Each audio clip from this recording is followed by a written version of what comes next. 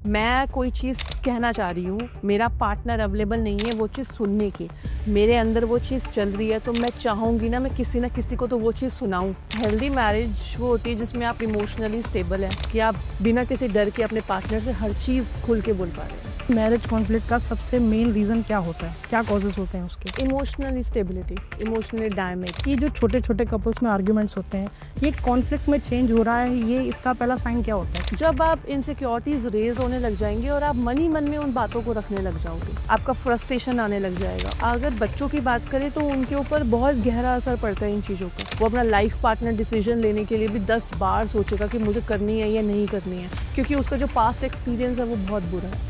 बच्चे ना खुद को इस चीज़ का ब्लेम देने लगते हैं कि क्या ऐसा तो नहीं कि पेरेंट्स हमारी वजह से लड़ रहे हैं, या फिर उनके अंदर एक डर पैदा हो जाता है कि क्या ये लड़ाई की वजह से वो अपने पेरेंट्स को खो देंगे। बच्चों को बेसिकली ये वाली फीलिंग आने लग जाती है कि कहीं पेरेंट्स का डाइवोर्स ना हो जाए, और अगर हमें दोनों में से किसी एक को चूज़ करना होगा तो हम किसके साथ जाएंगे। कोई कपल स्पेशली एबल चाइल्ड के पेरेंट्स बनते हैं तो उससे पेरेंट्स पे क्या इफेक्ट पड़ता है? आजकल तो पहले लोग ये देखने के लिए जाते हैं कि ये दिखता कैसे है, सोसाइटी एक्सेप्ट नहीं कर पाती। तो पेरेंट्स जो होते हैं उनके दिमाग में वो बहुत सी ऐसी चीज़ें होती हैं जो घर कर चुकी होती हैं। कई केसेस ऐसे थे कि आफ्टर मैरिज फीमेल ने ही अपने हस्बैंड का मर्डर कर दिया। तो इसमें आपको क्या लगता है कि इसका मेन कॉज क्या है? Emotionally sensitivity, emotionally stability.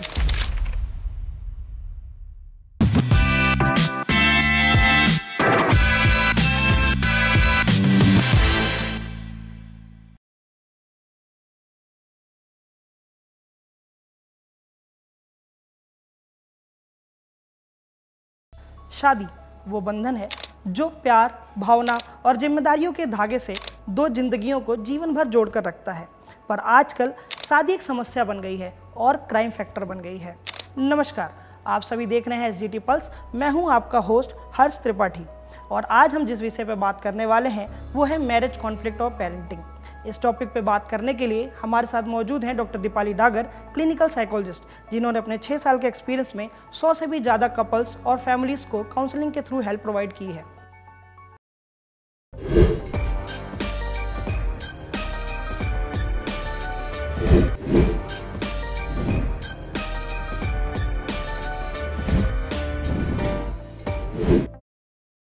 तो बहुत बहुत स्वागत है मैम आपका।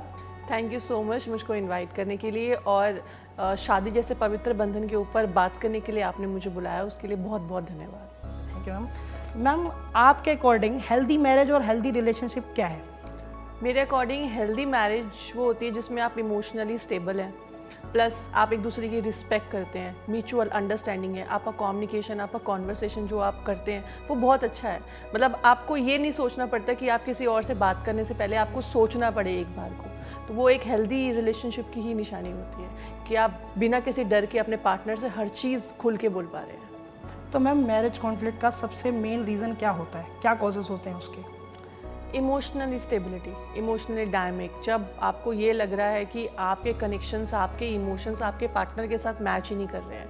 हम बोलते हैं ना वाइब्स मैच नहीं करती हैं, वो वाला फैक्टर भी कहीं ना कहीं हमारे पार्टनर के साथ होता है। आपको लगता है उसके साथ आपकी वाइब्स नहीं मैच कर पा रही हैं, आपका लाइफस्टाइल नहीं मैच कर पा रहा है, उसकी सोच जो है, थिंकिंग पैटर्न बहुत ब्रॉड है, आपका कहीं ना कहीं आप इनसिक्योरिटीज़ फील करते हो, तो कहीं ना कहीं गैस लाइटिंग आ जाती है, वो आपको डोमिनेट करना चाहता है या वो आपको नीचा दिखाना चाहता है। तो इन सब चीज़ों की वजह से भी कहीं ना कहीं जो है मैरिज में कॉन्फ्लिक्ट्स आते हैं।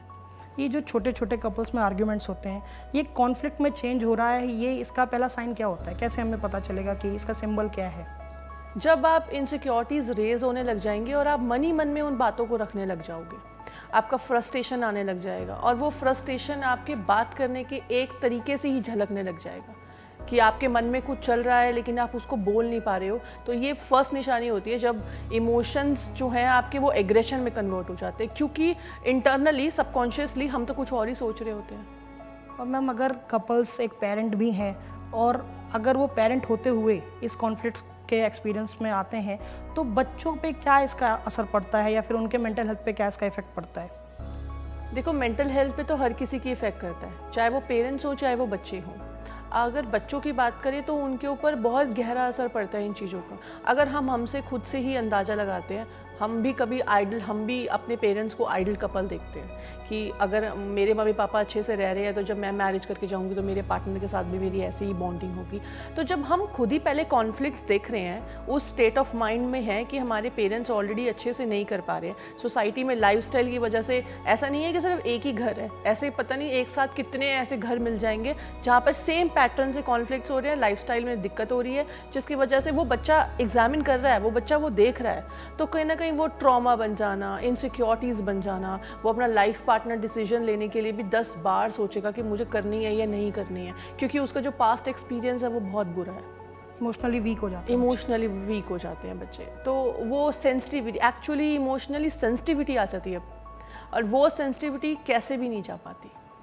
तो मैम ऐसा अक्सर देखा गया है कि जब बच्चे किसी भी पेरेंट्स को आपस में लड़ते हुए देखते हैं तो कहीं ना कहीं बच्चे ना खुद को इस चीज़ का ब्लेम देने लगते हैं कि क्या ऐसा तो नहीं है कि पेरेंट्स हमारी वजह से लड़ रहे हैं, या फिर उनके अंदर एक डर पैदा हो जाता है कि क्या ये लड़ाई की वजह से वो अपने पेरेंट्स को खो देंगे, या हो सकता है वो अपने माँ को खो दें या अपने बाप को खो दें, या फिर वो मतलब दूर हो जाएंगे अपने पेरेंट्स से। तो क्या मतलब इसमें क्या आप कहना चाहेंगे, क्या पीओवी है आपका? ये बात तो बिल्कुल सच है। पेरेंट्स अगर लड़ाई कर रहे हैं तो बच्चों के ऊपर ये आता है, मतलब बच्चों को बेसिकली ये वाली फीलिंग आने लग जाती है कि कहीं पेरेंट्स का डाइवोर्स ना हो जाए, और अगर हम में दोनों में से किसी एक को चूज़ करना होगा तो हम किसके साथ जाएंगे। ये बच्चे एक्चुअल में सोचते हैं और मैंने ये केसेस भी देखे हैं। तो क्या होता है, जनरली बच्चा अच्छे से रह रहा है, उसका सडन वो 6th और 7th स्टैंडर्ड तक बहुत अच्छे से पढ़ाई कर रहा है, बहुत इंटेलिजेंट है, हर एक चीज़ में वो पार्टिसिपेट लेता है, एक्टिविटीज़ करता है, सडन आओ घर के अंदर कॉन्फ्लिक्ट स्टार्ट हो चुके हैं। अब बच्चे को ये चीज़ महसूस हो रही है कि मेरे घर में झगड़ा हो रहा है, मेरे फादर जो है मेरी मम्मी को डोमिनेट कर रहे हैं, वो भी वही चीज़ देख रहा है। उसके बाद उसने वो चीज़ सुनी है कि चलो डाइवोर्स ले लेते हैं, अलग हो जाते हैं, तो क्या बच्चे के दिमाग में फर्स्ट क्वेश्चन क्या रेज होगा कि मुझे फादर के साथ जाना है या मुझे मदर के साथ जाना है। एक्चुअल में डाइवोर्स होता क्या है, वो 10 जगह सर्च भी करेगा कि ये होता क्या है, इससे क्या और हो सकता है।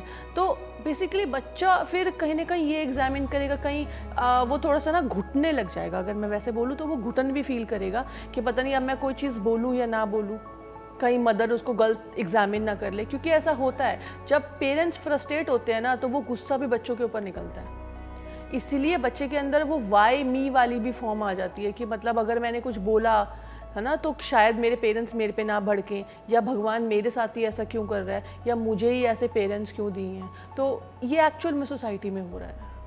तो मैम इसका कहीं ना कहीं ये इम्पैक्ट पड़ सकता है कि बच्चे बाहर ट्रस्ट ढूंढने लगें या फिर बाहर किसी का इमोशनली सपोर्ट के खोज में निकल जाए, ऐसा कुछ हो सकता है? बिल्कुल, तभी तो वो बाहर खोज में निकलते हैं प्यार की, जिसको आजकल बोला जाता है, और वो प्यार ढूंढने निकलते हैं लेकिन वो उन्हें प्यार नहीं मिल पाता, उनको बेसिकली ट्रॉमा मिलता है, फिर वो PTSD में कन्वर्ट हो जाता है क्योंकि वो पोस्ट ट्रॉमा बन चुका होता है। अब एक कोई फीमेल है, उसको इमोशनली सपोर्ट नहीं मिला है तो वो बाहर जाएगी, कोई बॉयफ्रेंड होगा, कोई फ्रेंड होगा, वो तो अपनी तरफ से वो ढूंढने के लिए जा रही है जिसमें उसकी कमी है, बट सामने वाले के दिमाग में क्या है वो नहीं पता, वो उसका यूज़ करना चाह रहा है। दोनों का अलग अलग हो गया ना, मतलब फीमेल तो अपने इमोशन कनेक्शन के लिए आई बट मेल का वो पार्ट नहीं था। फिर वो वहाँ पे एक ब्रेक हुआ, वो ब्रेक डाउन आया, देन सेकंड ब्रेक डाउन आया, फिर थर्ड ब्रेक डाउन आया। फीमेल को ये रियलाइज़ होने लग जाएगा मुझसे कोई प्यार नहीं कर सकता। सेम एज मैन के साथ भी है, किसी फीमेल के साथ कांटेक्ट में आया, फीमेल ने किसी और इंसान के लिए उसको डिच कर दिया तो उसको क्या लग जाएगा, हर एक फीमेल ऐसी ही होती है। तो कहीं ना कहीं ये लोगों के मन में ये चीज़ बन रही है। फिर घर से प्यार नहीं मिला तो बाहर वैसे भी नहीं मिल सकता, और अब आगे इन फ्यूचर हमको वो चीज़ मिलेगी हम तो मान ही नहीं सकते। मतलब मैंने भी ये चीज़ फील करी है, मतलब मेरे पास जब पेशेंट आते हैं कि मैम हमको लाइफ में कभी प्यार मिला ही नहीं, और अब ऐसा हो चुका है कि ऐसा लगता है कि प्यार कभी मिल ही नहीं सकता। तो ये है चीज़ जो बाहर ढूंढने निकलते हैं अच्छाई की तरफ, लेकिन एक्चुअल में बुराई लेकर वापस आते हैं। तो मैम जैसे कि अभी आपने कहा कि बहुत सारा ऐसा होता है कि रिलेशनशिप फेल हो जाते हैं, तो कहीं ना कहीं यंग जो अभी आजकल की यंग जनरेशन है उन लोगों में एक डर पैदा हो जाता है कि पेरेंट्स का रिलेशनशिप भी वर्क नहीं किया, उनका खुद का भी रिलेशनशिप फेल हो गया, और बहुत लोग ऐसे हैं जो मूव ऑन भी करते हैं पर सेकंड और थर्ड रिलेशनशिप भी फेल हो जाता है। तो उनके मन में एक कमिटमेंट को लेके या फिर मैरिज को लेके एक डर पैदा हो जाता है कि मैरिज सही चीज़ नहीं है, और वो लोग शादी को लेके एक डर उन लोग में मन में बैठ जाता है और वो लोग शादी नहीं करते। तो इसके बारे में आप क्या कहना चाहेंगे? बिल्कुल सच है ये, वो एक्चुअल में नहीं करना चाहते, क्योंकि उनका ट्रॉमा, उनका एक्सपीरियंस इतना ज़्यादा रेज हो चुका है और वो कहीं ना कहीं सबकॉन्शियसली फिट हो चुका होता है, तो उसके बाद इंसान का नहीं मन करता ये सब चीज़ें करने का। तभी तो उनको एक काउंसलिंग वाले फॉर्म में लेके आया जाता है कि आप किसी थेरेपिस्ट से मिले, किसी थेरेपिस्ट से कंसल्ट करें, सो दैट आपके अंदर जो सबकॉन्शियसली वो जो फील्ड हो चुका है, वो जो इंट्रूसिव थॉट्स हैं जिससे आपने एसोसिएट कर रखी हैं चीज़ों को, वो बाहर निकल कर आएँ, सो दैट आपको दिखे कि दुनिया जिस तरीके से आप देख रहे हो उससे अलग भी एक दुनिया है जो शायद कहीं ना कहीं एग्जिस्ट करती है। तो मैम आपके अकॉर्डिंग कि एक रियल एज क्या है? वैसे तो गवर्नमेंट ने एक स्पेसिफिक एज दी हुई है मेल और फीमेल की 20 एंड 24, पर आपके अकॉर्डिंग क्या एज है कि मतलब जब मेंटली फिट हो पर्सन और फिजिकली फिट हो एक शादी के बंधन में जुड़ने के लिए या फिर आगे कमिटमेंट के लिए, तो आपके हिसाब से कैसी एज होनी चाहिए? वो ऐसा तो कुछ भी नहीं है, एज डजंट मैटर। आप हमारे पेरेंट्स को देख लो, हमारे पेरेंट्स के पेरेंट्स को भी देख लो, वो 15 साल 16 साल 18 साल की उम्र में शादी कर रहे थे। तो ऐसे स्पेसिफिकली कोई ग्राफ नहीं है जिसमें ये पता हो कि इस एज में हमें शादी करनी चाहिए। बेसिकली आपका मेंटली, इमोशनली और फिजिकल कनेक्शन होना चाहिए आपके पार्टनर के साथ, टूवर्ड्स टू योर पार्टनर, वही राइट टाइम होता है शादी करने का। वो तो किसी भी एज में इमोशनल स्टेबिलिटी आ सकती है। मैम अभी हाल ही में एक मूवी आई थी सितारे ज़मीन पर, आपने देखी होगी आई थिंक। उसमें वो जो मूवी है वो स्पेशली एबल्ड चाइल्ड्स पे बेस्ड है। तो मैं ये जानना चाहूँगा कि अगर कोई कपल स्पेशली एबल्ड चाइल्ड के पेरेंट्स बनते हैं तो उससे पेरेंट्स पे क्या इफ़ेक्ट पड़ता है और बच्चे की पेरेंटिंग कैसे डिफ्रेंशिएट करती है नॉर्मल चाइल्ड से? अगर एक नॉर्मल चाइल्ड है ना, उसके लिए हमें 50% कंसर्न देना होगा। सपोज करो, वैसे तो हर बच्चे को 100% केयर की रिक्वायरमेंट होती है, बट जस्ट एग्जांपल दे रही हूँ कि अगर एक नॉर्मल बच्चा है उसको अगर मैं 50% की केयर दे रही हूँ, तो अगर वो स्पेशल चाइल्ड है तो मुझे तो उसको 100% केयर देनी पड़ेगी। सोसाइटी एक्सेप्ट नहीं कर पाती। आप खुद सोचो, अगर हमारे नेबर हैं उनके घर पर अगर हमें ये पता है इंटेलेक्चुअल डिसेबिलिटी का बच्चा पैदा हुआ है, तो आजकल तो पहले लोग ये देखने के लिए जाते हैं कि ये दिखता कैसे है। सोसाइटी एक्सेप्ट नहीं कर पाती, वो सोसाइटी को देखते हुए पेरेंट्स एक्सेप्ट नहीं कर पाते।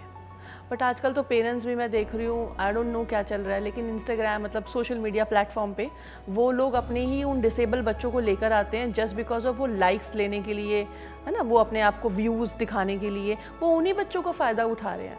पेरेंटिंग तो वो भी नहीं कर पा रहे हैं, सिर्फ फ़ायदा उठाया जा रहा है।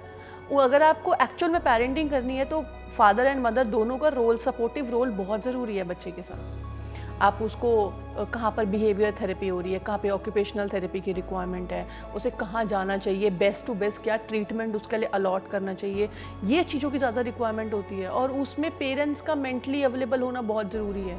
पेरेंट्स लड़ाई कर रहे हैं, बच्चा भी थोड़ा डिसेबल है, तो पेरेंट्स को तो फोकस वैसे ही नहीं जाएगा कि एट द एंड क्या होना है, इसने तो हमारे लिए कुछ बड़ा होकर तो कुछ नहीं कर पाना है, तो हम इसके लिए करें क्यों। ये चीज़ आती है ना, हम अपने बच्चों को क्यों बढ़ाते हैं, इसलिए बढ़ाते हैं ना कि इनका फ्यूचर सेट होगा, कहीं ना कहीं हमको बुढ़ापे में ये देख लेंगे। ये एक कॉमन सोच है जो आ रही है, ये मेंटालिटी है ये। अब जब उस बच्चे से हमें कुछ एक्सपेक्टेशंस ही नहीं हो पाएंगी क्योंकि हमें ये पता है पूरी ज़िंदगी हमने ही उसको पालना है, तो पेरेंट्स भी कहीं ना कहीं डिनाइड कर देते हैं कि अगर अभी नहीं खा रहा तो कोई बात नहीं, रात में खिला लेंगे, या पढ़ाई नहीं कर पा रहा तो कौन सा इसने IAS ऑफिसर बनना है, छोड़ दो इसको। तो ये चीज़ है, जबकि हर बच्चे को एक कंसर्न, एक रिस्पेक्ट और मतलब एक स्पेशल जो केयर होती है, वो प्यार होता है, वो उसकी ज़रूरत है।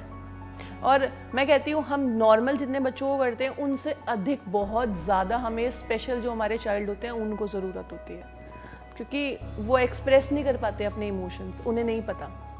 तो उस फेज़ पे पेरेंट्स को एक्चुअल में बहुत ज़्यादा सपोर्ट करना चाहिए उन्हें। मैम जैसे कि अभी आपने जिक्र किया था सोशल मीडिया प्लेटफॉर्म का, तो बहुत सारे पेरेंट्स हैं एक्चुअली जो करते हैं अपने बच्चों का यूटिलाइज़ करते हैं रेवेन्यू जनरेट करने में या सोशल मीडिया पे फेम जनरेट करने में। तो कहीं ना कहीं लोग उनको ट्रोल भी करते हैं कि पेरेंट्स जो है सिंपैथी गेन कर रहे हैं या फिर अपने बच्चों का गलत इस्तेमाल कर रहे हैं, नेगेटिव पेरेंटिंग है। तो कहीं ना कहीं अगर बच्चे कभी भी एडल्ट एज में या फिर एक आफ्टर सम टाइम कभी भी उनकी नज़र अगर उस कमेंट्स सेक्शन पर पड़ती है या फिर वो उस चीज़ को देखते हैं या उन चीज़ों से वो एक्सपीरियंस करते हैं, तो उन पे क्या इफेक्ट पड़ सकता है? वो एक सोच बन जाएगी ना कि हमारे पेरेंट्स तो हमें, अब आप खुद सोचो, हम एज अ व्यूअर्स जब मैं वो वीडियो देख रही हूँ तो मुझे भी यही स्ट्राइक कर रहा है कि पेरेंट्स इसलिए उस बच्चे को दिखा रहे हैं, है ना। तो जब बच्चा कभी वो चीज़ देखेगा उसके माइंड में भी सेम चीज़ स्ट्राइक करेगी, तो उस टाइम पर उसके मन में अपने पेरेंट्स के लिए प्यार नहीं आएगा, वो नफ़रत ही जनरेट होएगी कि एक तो वैसे ही आपने कुछ नहीं किया लाइफ में, मतलब वो तो बेचारे क्या ही कर पाएंगे। लेकिन फिर भी कहीं ना कहीं एक थॉट आ सकता है कि मेरे को शायद इसलिए यूज़ किया जा रहा है कि मेरा मुझसे रेवेन्यू जनरेट हो रहा है या मैं 4 पैसे कमा रहा हूँ, बस इसलिए ही मेरा यूज़ है। और वो इससे ज़्यादा कुछ कर नहीं सकते, क्योंकि वो क्या ही कर पाएंगे वो बच्चे। इसमें साइकोलॉजी का या फिर काउंसलिंग का क्या रोल है इस सब पेरेंटिंग्स में, और जो कॉन्फ्लिक्ट्स वगैरह हम देख रहे हैं इसमें साइकोलॉजी कैसे हेल्प कर सकता है या फिर साइकोथेरेपी कैसे हेल्प कर सकती है? साइकोलॉजिस्ट इमोशनली जो डायनामिक्स होते हैं, जो सेंट्रिक अप्रोच होती है एग्जैक्टली उसके ऊपर काम करता है। पेरेंट्स के अंदर कॉन्फ्लिक्ट चल रहा है, वो कॉन्फ्लिक्ट का रीज़न क्या है और आपके सबकॉन्शियसली क्या माइंड में सेट है। आप एक्चुअल में, हमारा सबकॉन्शियस माइंड जो है वो बात नहीं समझता, वो इमेजेस समझता है।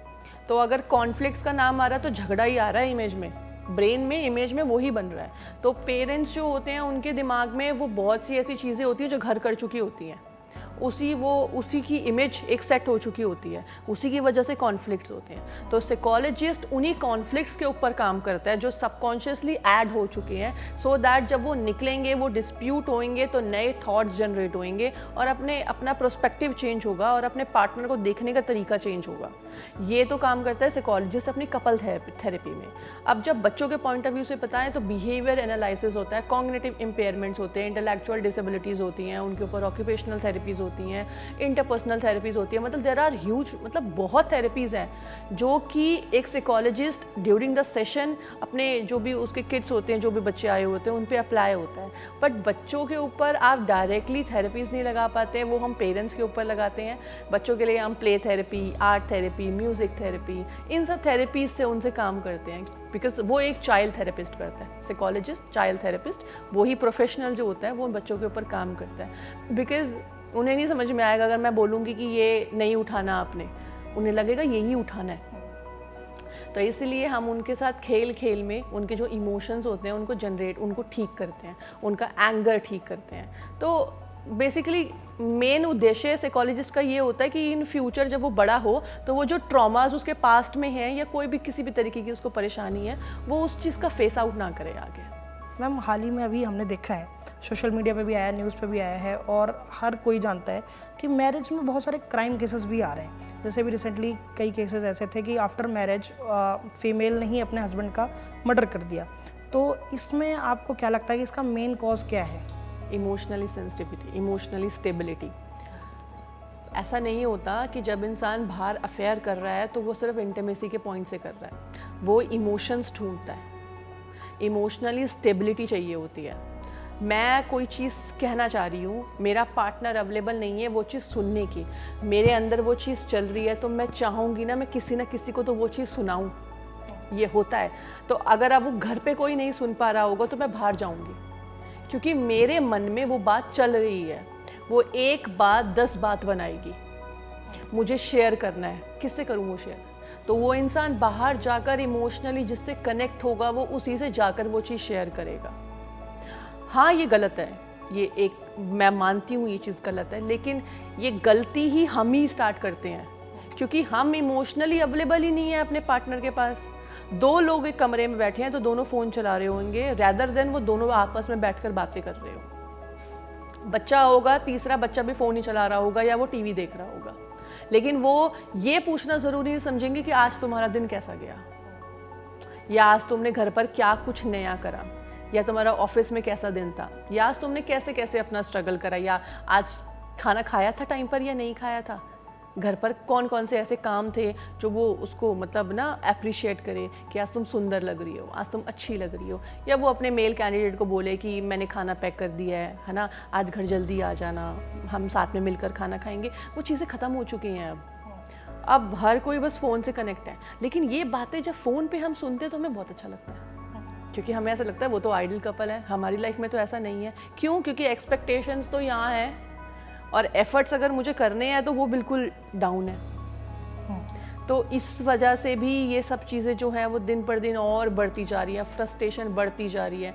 अब मेरा ऑलरेडी पहले अफेयर है किसी के साथ, मैं उसके साथ इमोशनली कनेक्ट हूँ, मैं शादी कर ली, शादी के बाद मैं उसके साथ नहीं आ पाऊँगी, चाहे मैं कितनी भी कोशिश कर लूँ, कोई इंसान इमोशनली कनेक्ट नहीं हो सकता, क्योंकि वो पहले ही हो चुका है। वाइब्स ना, वो वाइब पहले ही मैच हो चुकी है, तब वो दोबारा नहीं हो पाएगी।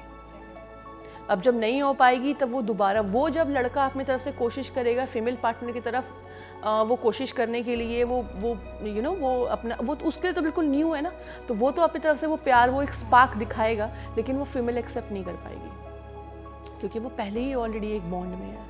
वो फिर एग्रेशन, वो फ्रस्ट्रेशन बढ़ती है, फिर वहाँ से भी वो कुछ ना कुछ, तो वो जो जिसके साथ अफेयर होता है वो भी तो कुछ ना कुछ बोलता होगा। सो दैट ये चीज़ें चलती जाती है। फिर वो जब वो एंगर का रूप लेती है, देन हमारे सामने क्राइम ही आते हैं, क्योंकि हम एक्सेप्ट नहीं कर पाते अपने पार्टनर को। तो शादी ही नहीं करनी चाहिए। पेरेंट्स को पहले तो ये सोचना चाहिए कि अगर हम आइडल कपल नहीं हैं, हम तो खुद ही झगड़ा करते रहते हैं। अब हमारे बच्चे हैं, हम उन बच्चों ने वही चीज़ देखी है, उन्होंने भी वही चीज़ सीखी है, तो वो अपनी मर्जी से चलना चाहेंगे, क्योंकि उनको ऐसा लगेगा कि जब पेरेंट्स ही खुद इतनी लड़ाई करते तो जो ये हमारे लिए लेकर आएंगे, जो भी ये मेरे लिए पार्टनर लेकर आएंगे, वो अपने जैसा ही लेकर आएंगे। कौन सा वो बहुत अच्छा लेकर आएंगे, लेकिन जो मैं ढूंढूंगी या मैं ढूंढूंगा वो बहुत अच्छा ढूंढूंगा ना, वो परफेक्ट होगा बिल्कुल। बट परफेक्ट की तो कोई डेफिनेशन ही नहीं होती है। इसी वजह से कुछ लोग गलत हाथों में फंस जाते हैं। ऐसा नहीं है अपनी तरफ से शादी कर लेने के बाद अगर हम लव मैरिज कर भी आगे जाते हैं तो भी हम बहुत खुश रहते हैं, ऐसा कहीं नहीं है। क्योंकि शादी, लव मैरिज कर ली, पहले तो बहुत प्यार था, सडन आओ 6 और 7 मंथ के बाद एक्चुअल में प्यार समझ में आता है। एंड सेम एज आजकल अरेंज मैरिज में भी हो रहा है, क्योंकि हमारा लाइफस्टाइल बहुत चेंज हो चुका है। हमारे हर किसी इंडिविजुअल पर्सन के पास एक फ्रीडम आ चुकी है। कैद कोई नहीं होना चाहता, एडजस्ट कोई नहीं करना चाहता, कॉम्प्रोमाइज़ तो दूर दूर तक है ही नहीं कहीं। इसी वजह से हम शादी के बंधन को आगे बढ़ा नहीं पा रहे हैं। तो मैम, जो अभी मतलब जिन केसेस के बारे में मैंने बात किया, तो इसमें एक्यूज्ड और विक्टिम के पेरेंट्स का क्या रोल है? वो कितने जिम्मेदार है इन जो अभी केसेस सामने आ रहे हैं, इसमें उनकी कितनी जिम्मेदारी बनती है? उनकी तो जिम्मेदारी बनती ही है, क्योंकि अगर एक मेल है, अगर आप उनकी शादी करने के लिए जा रहे हो, पहली बात तो मुझे ये समझते, देखो ठीक है ये हमारे रिचुअल्स हैं कि हम कुंडली मिलाते हैं, बहुत सारी चीज़ें करते हैं, बट शायद हमको कंपैटिबिलिटी भी अपनी मिलवानी चाहिए ना। किसी साइकोलॉजी या किसी प्रोफेशनल के पास जाकर हमको ये चीज़ करना चाहिए कि हम अपनी जो है मतलब अपनी कंपैटिबिलिटी भी मैच करवाएं कि अगर हम इससे शादी करने के लिए जा रहे हैं तो कंपैटिबल हो भी या नहीं हो, अंडरस्टैंडिंग है या नहीं है। अब आपने शादी कर दी, आपने अपने तरफ से वो पुराने रीति रिवाज, वो रिचुअल्स फॉर्म में शादी कर दी जी, हमारा मतलब है शादी कर दी, इसका मतलब अब लड़का लड़की जो है वो एक ही जगह पे रहेंगे, अब आगे अपनी दुनिया बसाएंगे, बस बात खत्म। इंटरनली उनके मन में क्या चल रहा है वो तो पता ही नहीं है, ना वो पूछना जायज़ होता, क्योंकि हम वो पूछ नहीं सकते, बिकॉज हम तो पेरेंट्स हैं, हमारे पेरेंट्स ने जो कि हम भी वही करवाएंगे। तो अब कर दी फीमेल के साथ, बच्चे फीमेल की साइड से भी यही है, भाई वो लड़की है, वो अपनी मर्जी से कैसे शादी कर सकती है, पेरेंट्स सोसाइटी एक्सेप्ट ही नहीं करेगी, कैसे कर लिया उसने अपनी तरफ से। तो पेरेंट्स दोनों बच्चों की मर्जी हो या ना हो एक साथ शादी कर देते हैं। फिर उसके बाद जब कॉन्फ्लिक्ट्स रेज होते हैं तो मेल कैंडिडेट की अपनी तरफ से सपोर्ट सिस्टम आता है, फीमेल का अपनी तरफ से सपोर्ट सिस्टम आता है, दोनों के बीच में कॉन्वर्सेशन हो नहीं पाती है, वो कॉन्फ्लिक्ट्स और जनरेट हो जाते हैं, क्योंकि वो आपस में बात नहीं कर पाते, वो आपस में 1 to 1 बैठ के बात नहीं कर पाते कि तेरी ये चीज़ मुझे बुरी लग रही है। Exactly. इसी वजह से क्राइम भी रेज होता है, और विक्टिम फैमिली तो है ही ना। अगर वो पेरेंट्स भी ये चीज़ बोलेंगे तुम्हारी लड़की ने ये कर दिया, फिर आपके लड़के ने ये कर दिया, ये चीज़ होती है, वो ये नहीं बोलेंगे कि चल कोई बात नहीं। पहले होता था ऐसा कि हमको उसी घर में रहना है जहाँ पे शादी होगी, पेरेंट्स की भी थिंकिंग थी कि अब उसी घर में रहना है जहाँ पे शादी होगी या वहीं पे ही रहना है। अब वो सब चीज़ें सब चेंज डिफरेंट हो चुकी हैं because of lifestyle. So ma'am, मैं रिक्वेस्ट करना चाहूँगा कि आप हमारे व्यूवर्स को कुछ टिप्स दें जिसके थ्रू अपने वो कॉन्फ्लिक्ट्स को कम कर सकें या फिर आर्ग्यूमेंट्स को कम करके आपस में अच्छे से तालमेल बना के रह सकते हैं। मेरे अकॉर्डिंग तो एक्टिव लिसनिंग होनी चाहिए। आपको आपके पार्टनर को सुनना बहुत ज़रूरी है, वो आपको क्या कहना चाहता है ये समझना बहुत ज़रूरी है। थोड़ा सा टाइम, थोड़ा तो क्या बहुत सारा टाइम खुद से साथ में इन्वेस्ट करने की ज़रूरत है। मतलब आप दोनों बैठ के बात करो, सुनो क्या कहना चाह रहा है आपका पार्टनर, उसने पूरे दिन में क्या किया है, उसको ग्रैटिट्यूड वाली फीलिंग, उसको एप्रिसिएशन की बहुत ज़रूरत है। अगर आपको लगता है आपके पार्टनर के अंदर कोई चीज़ की कमी हो रही है तो उसको फुलफिल करवाओ, उसके ड्रीम्स को समझो, वो क्या कहना चाह रहा है वो चीज़ समझो। Not just because of female part, male part भी सेम चीज़ है। ऐसा नहीं होता मेल को रोना नहीं आता या मेल को एंगर नहीं आता। आप सुनो, उन्हें समझना शुरू करो कि आपका अगर मेल पार्टनर है तो वो किस बेस पर आपसे इनसिक्योर फील कर रहा है या आपको लेकर कहाँ पर उसकी सेंसिटिविटी ओवर हो रही है। तो एक शादी का मतलब ही ये हो गया ना कि एडजस्ट करना है। तो अगर हम ये चीज़ें अगर हम अपने डेली रूटीन में भी, अपने लाइफस्टाइल में भी थोड़े से चेंजेस लाएंगे तो शायद हम एक बेटर लाइफ जी सकते हैं। और मैम मैं चाहूँगा कि आप हमारे व्यूअर्स को ये भी बताएं कि ऐसा कौन सा स्टेज है जहाँ पर उनको काउंसलिंग लेनी चाहिए या फिर वो ज़रूरत पड़ती है उनको कि एक साइकोलॉजिस्ट से उनको मिलना चाहिए। Before marriage and after marriage. अगर आप बिफोर मैरिज काउंसलिंग करवा रहे हो तो आफ्टर मैरिज आने की ज़रूरत ही नहीं है। बट अगर आपको लग रहा है आफ्टर मैरिज आपके कॉन्फ्लिक्ट्स बहुत रेज हो रहे हैं तो do consult to the psychologist so that वो आपको एक बेटर ओपिनियन और बेटर बता पाएगा कि आप चीज़ों को कैसे सही तरीके से चला सकते हो। Thank you ma'am, thank you for coming, और आपने जो इतना कीमती वक्त हमें दिया उसके लिए बहुत बहुत धन्यवाद। आज के लिए बस इतना ही, और आगे भी हमसे जुड़े रहने के लिए देखते रहिए SGT पल्स, और सब्सक्राइब करना, लाइक करना ना भूलें। धन्यवाद।